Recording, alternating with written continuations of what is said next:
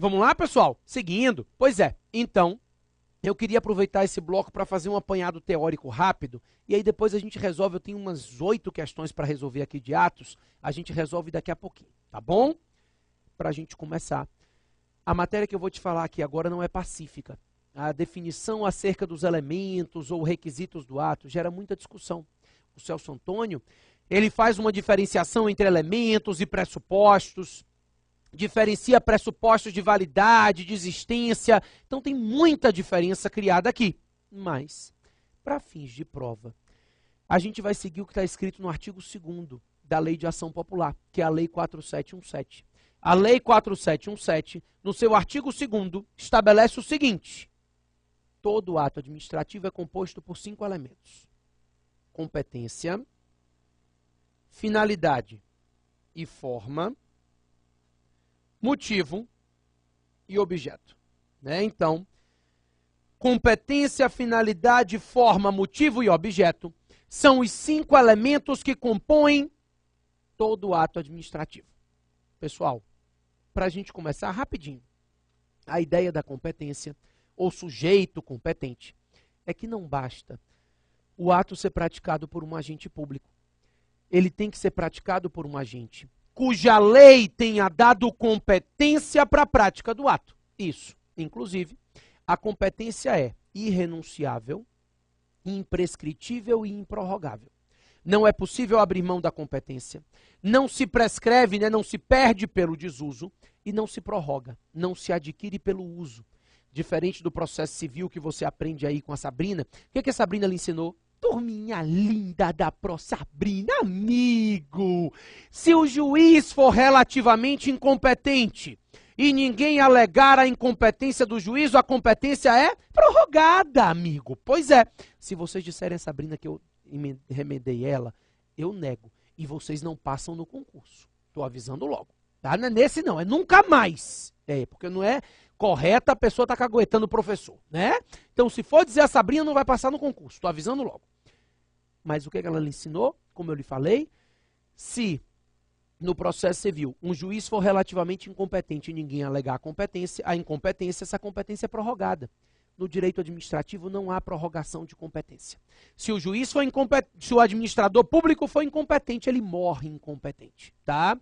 Por isso, a competência é irrenunciável, imprescritível e improrrogável, mas a lei autoriza as hipóteses de delegação e avocação de competências. Vou falar isso aqui rapidinho, porque eu repito isso quando eu falo na aula de processo administrativo. Nas aulas de processo administrativo eu falo isso, porque isso está na Lei 9784, que é a lei de processo. Pois é, delegar é estender competência. Então, suponha que a autoridade A, competente, delegue a sua competência para B. B, que não tinha competência originária, em virtude da delegação, passa a ser competente para a prática do ato. Como eu já respondi uma questão há 2 aulas atrás, sei lá, na aula passada, a delegação, pessoal, ela não é genérica. A delegação tem que definir o que está sendo delegado e por quanto tempo. Então, a delegação é temporária e se delegam competências especificadas no próprio ato de delegação, tá? Então, A delegou a competência para B, B praticou o ato. Quem responde pelo ato, A ou B? B. Quem pratica o ato responde pelo ato. A lei diz que o ato praticado por delegação considera-se praticado pelo delegado. E a gente tem uma súmula do STF, que é a súmula 510, que diz que no eventual mandado de segurança, a autoridade delegada B vai ser a autoridade coatora, tá? Também é importante que você saiba que a delegação pode ser feita para agentes de mesma hierarquia ou para agentes de hierarquia inferior. A avocação é diferente. Avocar não é estender competência. Avocar é tomar para si a competência de um outro agente. Na avocação, um agente público busca para si, claro, temporariamente, mas ele busca para si a competência de um agente de hierarquia inferior. Não pode ser feita a avocação na mesma hierarquia. Então, a autoridade agora não competente busca para si a competência de B, que tinha competência originária. Na avocação, o agente que não é originariamente competente avoca, busca para si temporariamente a competência de um agente subordinado a ele. Sempre a competência de um agente de hierarquia inferior. Isso é a vocação de competência, tá? A gente já anotou isso na aula de processo, eu quero só relembrar. A lei diz que é vedada delegação e avocação de competência para edição de atos normativos, decisão de recurso hierárquico e competência exclusiva, assim definida em lei. Repito, não pode haver delegação e nem avocação de competência para edição de atos normativos, decisão de recurso hierárquico e competência exclusiva, assim definida em lei. Nesses casos, não se pode nem delegar e nem avocar competência. Ok? Maravilha. Daí, pessoal, entendido isso, eu quero que você saiba que, além da competência, o ato administrativo tem uma finalidade especificada na lei. Toda vez que a lei prevê a prática do ato, ela prevê a prática daquele ato para uma determinada finalidade. E aí você vai dizer, o interesse público. Verdade. Tanto que a gente costuma dizer que o interesse público é a finalidade genérica, geral, comum a todos os atos. Todo ato administrativo busca, de uma forma ou de outra, o interesse público. Então, o interesse público é a finalidade genérica, comum a todos os atos administrativos, tá? Mas, além disso, cada ato administrativo tem a sua finalidade específica, definida na sua lei. Então, a lei que prevê a prática do ato define a finalidade específica desse ato. Então, a demissão tem a finalidade de punir. Já a exoneração não é punitivo, pode se exonerar para cortar gastos, né? Então, eu não posso demitir para cortar gastos, eu não posso exonerar para punir. Por quê? Porque quando o ato é praticado, ele deve ser praticado visando aquela finalidade que a lei previu para a prática daquele ato. Perfeito? Maravilha. Então, além da competência e da finalidade, todo ato tem uma forma pré-definida em lei. A forma, pessoal, é a exteriorização do ato. A forma é o meio pelo qual o ato se apresenta no mundo jurídico. Tá? Essa é a ideia. Forma é exteriorização do ato administrativo. Vige no direito brasileiro um princípio que a gente chama de princípio da instrumentalidade das formas, que estabelece que a regra é que a forma não é aquilo que o ato busca. A forma é o instrumento para se alcançar o interesse público. É por isso que, se o ato de alguma forma já consegue alcançar o interesse público, um eventual vício de forma que ele tenha é sanável. Exatamente. Se o ato tem um vício de forma, mas ele consegue alcançar o interesse da coletividade, ele consegue atingir a finalidade que ele tinha, esse vício de forma do ato administrativo é um vício sanável, é um vício que admite conserto, né? Porque a forma é meramente instrumental e porque não há nulidade sem prejuízo em direito administrativo. Ok? Bacana. Então, falando de competência, finalidade e forma, eu quero que você saiba que esses três elementos, competência, finalidade e forma, são elementos sempre vinculados, mesmo que o ato seja discricionário. Tá? Então, se o ato for discricionário, a discricionariedade vai estar ou no motivo ou no objeto. Por quê? Competência, finalidade e forma são elementos sempre vinculados de todo o ato administrativo. Essa é a ideia. O motivo é a razão que deu ensejo à prática do ato. Não existe ato sem motivo, né? O motivo é um elemento do ato. O motivo é aquele pressuposto de fato, né, fático e jurídico, de fato e de direito, que deu ensejo à prática do ato. Então, a lei diz assim: se você faltar mais de 30 dias consecutivos ao serviço, demissão. Fui demitido. Por quê? Por que motivo? Porque faltou mais de 30 dias consecutivos. Então, a ideia do motivo é justamente aquele pressuposto de fato e de direito que deu ensejo à prática do ato. Aquela situação fática e jurídica que justificou a prática do ato administrativo, né? O ato foi praticado por aquele motivo específico. Cuidado. Não se pode confundir, o que eu vou falar é manjadíssimo, mas cai em prova. Não se pode confundir motivo com motivação. Isso.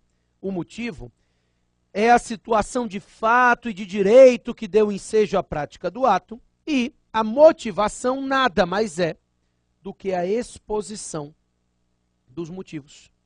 Então, a motivação é a apresentação desses motivos. A motivação é a fundamentação do ato.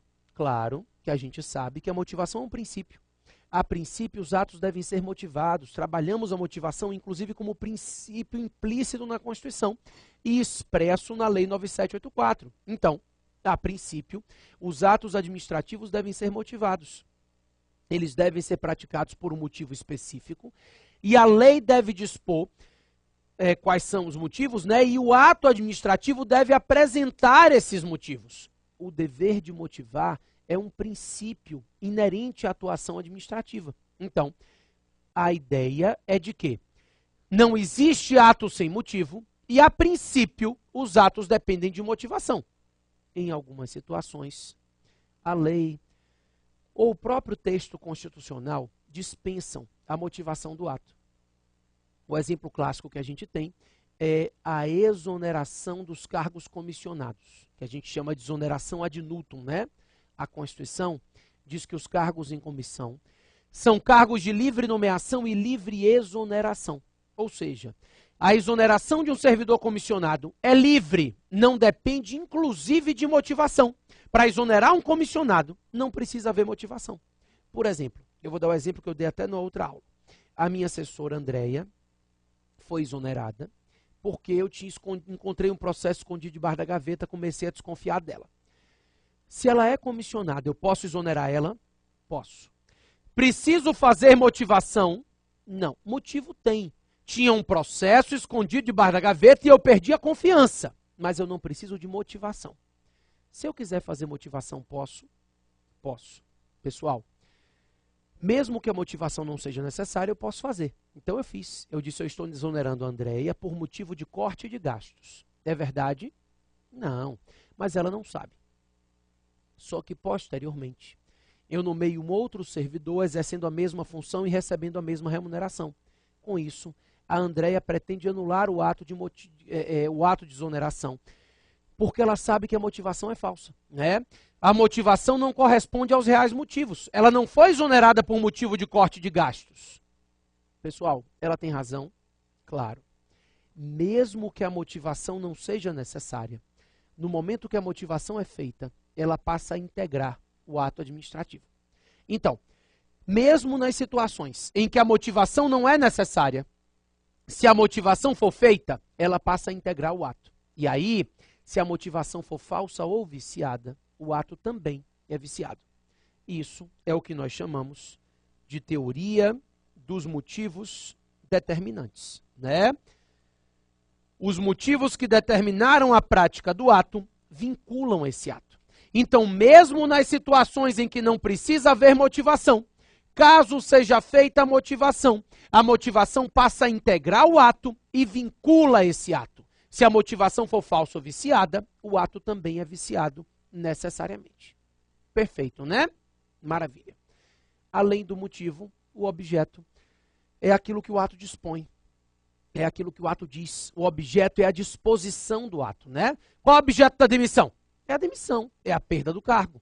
Qual é o objeto da desapropriação? É a desapropriação, é a perda do bem. Então, o objeto é aquilo que o ato diz, é a consequência, é o efeito principal que o ato gera no mundo jurídico. É isso que você tem que ter na cabeça. O objeto é o efeito principal que o ato gera no mundo jurídico no momento que esse ato é praticado. Para que o ato seja válido, o objeto deve ser lícito, possível e determinado, ou pelo menos determinável, né? Maravilha. Entendido isso, eu disse a vocês que os atos administrativos, eles gozam de prerrogativas, né? Prerrogativas decorrentes da supremacia do interesse público sobre o interesse privado. Em virtude dessa supremacia, o Estado goza de algumas prerrogativas que não estão presentes nos atos privados, né? Só estão presentes nos atos administrativos regidos pelo direito público. Essas garantias, essas prerrogativas aqui, são chamadas de atributos do ato administrativo. Os atributos são justamente essas prerrogativas que o ato goza no momento que ele é praticado. O primeiro deles são as presunções. Nós temos uma presunção de veracidade e uma presunção de legitimidade que incide sobre esses atos. Rapidinho, cada uma delas. A presunção de veracidade diz respeito aos fatos. De acordo com essa presunção de veracidade, todos os fatos alegados no ato administrativo presumem-se verdadeiros. Até prova em contrário, claro, todos os fatos alegados no ato são presumivelmente verdadeiros. A ideia da presunção de veracidade é claro que ela admite prova em contrário. Não é uma presunção juris et iuris ou absoluta. É uma presunção relativa, é uma presunção juris tantum. Então, a presunção de veracidade, que é uma presunção relativa, que admite prova em contrário, ela que a gente chama também de fé pública. Ela estabelece que a administração pública não precisa provar aquilo que ela diz. Os fatos apresentados pela administração são presumivelmente verdadeiros. É o particular que tem que provar que esses fatos não são verdadeiros. A presunção de veracidade enseja uma inversão do ônus da prova. Então, se o administrador público, um policial disser que você atravessou o sinal vermelho, ele não precisa tirar foto, nada, ele mandou para sua casa, ou atravessou o sinal vermelho. Ele não precisa provar isso. Você é que tem que provar que não estava lá. Por quê? Porque a presunção de veracidade inverte o ônus da prova em relação aos fatos. Os fatos alegados pela administração são presumidamente verdadeiros até prova em contrário, tá? A presunção de legitimidade já não diz respeito a fatos. Essa diz respeito ao direito. Todo ato administrativo é presumivelmente válido, presumivelmente legítimo. Claro, também uma presunção relativa. Também admite prova em contrário. Mas até que se prove o contrário, o ato é presumivelmente válido e por isso está apto a produzir efeitos regularmente, porque foi expedido conforme a lei. Até que se prove o contrário. Além das presunções, os atos administrativos que criam restrições, né, aqueles atos que geram obrigações, eles gozam do atributo da imperatividade. A imperatividade é o poder que a administração pública tem de impor uma obrigação ao particular unilateralmente, independentemente da concordância dele. Ainda que o particular não concorde, a administração pode impor unilateralmente uma obrigação a ele. Isso é a imperatividade. Então, quando a administração diz não estacione, isso não é um acordo. Não estacione é mesmo, ali está muito cheio. Não, não é um acordo. É uma imposição do Estado. Uma imposição unilateral. Dentro dos limites da lei, o Estado impõe a obrigação e o particular obedece, tá? E se você estacionar, multa. A multa é o poder que a administração tem de se valer de meios indiretos de coerção. Exatamente. Meios indiretos, porque pelo menos por enquanto ele não está rebocando o seu carro. Ele está te aplicando uma multa para que você se sinta coagido a tirar o carro dali, né? Esses meios indiretos decorrem do que a gente chama de atributo da exigibilidade ou coercibilidade. É o Estado exigindo o cumprimento do ato por meios indiretos de coerção, né? Indiretamente, ele faz com que você se sinta obrigado a cumprir o ato. Agora, suponha que ele estacionou o carro na frente de um hospital. Não tem como sair ambulância, vai morrer alguém. Adianta aplicar uma multa e esperar você tirar o carro? Não. O Estado vai lá e reboca. No momento que o Estado vai lá e reboca, ele não está mais se valendo de meios indiretos. Nesse caso, o Estado está se valendo de meios diretos de execução. E quando ele se vale de meios diretos de execução, nós estamos diante do atributo da autoexecutoriedade ou simplesmente executoriedade. Essa executoriedade é o poder que o Estado tem de executar o ato diretamente em situações de necessidade, sem precisar recorrer ao judiciário. Ele não precisa requerer judicialmente o reboque do carro, ele diretamente vai lá e executa, tá? A autoexecutoriedade não está presente em todos os atos. De acordo com o entendimento majoritário, a autoexecutoriedade decorre de lei, ou a lei prevê o ato como autoexecutável, ou decorre de uma situação de urgência, de uma situação emergencial. Então, ou a lei define a autoexecutoriedade do ato, ou diante de uma situação de urgência, como foi o exemplo que eu dei, o Estado precisa executar o ato para evitar um prejuízo maior ao interesse público. Ok? Por fim, eu não gosto desse atributo, mas como eu te falei, a Maria Silvia é cobrada bastante de vocês e ela criou um atributo que a gente chama de atributo da tipicidade. O que é isso? É o princípio da legalidade aplicado aos atos. Tipicidade significa dizer que todo ato administrativo corresponde a um prévio tipo legal. Todo ato administrativo, para ser praticado, deve estar previamente tipificado em lei. Isso é o princípio da legalidade aplicado aos atos administrativos, né? Por aí, você entendeu então os atributos. E aí, para a gente começar a tentar finalizar, eu quero lhe dizer que o ato pode ser extinto de diversas formas. Diversas. Mas o tempo da gente é curtinho. Eu quero lhe falar sobre as hipóteses de retirada. As hipóteses de retirada, que a gente também chama de situações de teoria das nulidades, né? As hipóteses de retirada são situações de extinção precoce do ato administrativo. São 5. Anulação, revogação, cassação, caducidade e contraposição. Vamos rápido? A anulação, pessoal, é a retirada de um ato em virtude de um vício de ilegalidade. Então, o ato administrativo é ilícito, é ilegal, e por isso ele deve ser anulado. Não é possível a anulação de atos administrativos válidos, tá? A anulação decorre necessariamente da existência de um vício de ilegalidade. Se o ato é ilícito, se o ato é ilegal, ele vai ser anulado. E aí eu raciocino com você. Se esse ato é ilegal desde a sua origem, ainda que se declare essa nulidade posteriormente, obviamente a anulação deve retroagir. A anulação produz efeitos ex tunc. Ela retroage à data de adição do ato. Então, o ato administrativo, já que ele é ilegal desde a sua origem, quando da anulação desse ato, se impedem os efeitos futuros e também se aniquilam os efeitos pretéritos. A anulação, ela produz efeitos ex tunc, efeitos retroativos, retirando todo o ato administrativo desde a sua origem. Claro que ressalvam-se direitos adquiridos de terceiros de boa-fé, né? Mas, a princípio, a anulação produz efeitos ex tunc, efeitos retroativos. Anula-se o ato desde a sua origem, porque ele tem um vício de ilegalidade originário.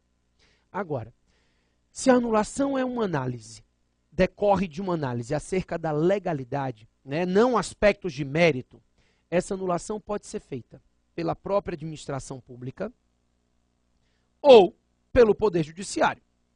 Então, a própria administração tem o poder de anular os seus atos em virtude do princípio da autotutela, como a gente já viu, súmula 473 do STF, estabelece que a administração pública pode, leia-se, pode e deve, né, anular os seus atos ilegais, independentemente de provocação.